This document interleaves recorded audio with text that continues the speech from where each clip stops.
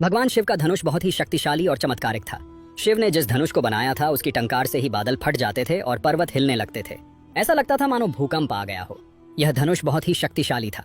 इसी के एक तीर से त्रिपुरासुर की तीनों नगरियों को ध्वस्त कर दिया गया था। इस धनुष का नाम पिनाक था। इस धनुष को देवराज इंद्र को सौंप दिया गया था और इंद्रदेव ने राजा जनक के पूर्वज देवराज को दे दिया।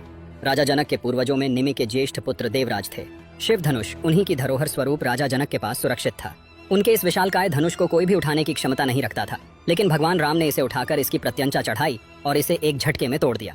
इस धनुष को उठाने के लिए शक्ति की नहीं बल्कि प्रेम और निरंकार की जरूरत थी। यह मायावी और दिव्य धनुष था। उसे उठाने के लिए दैवीय गुणों की जरूरत थी। कोई अहंकारी उसे नहीं उठा सकता था। रावण एक अहंकारी मनुष्य था।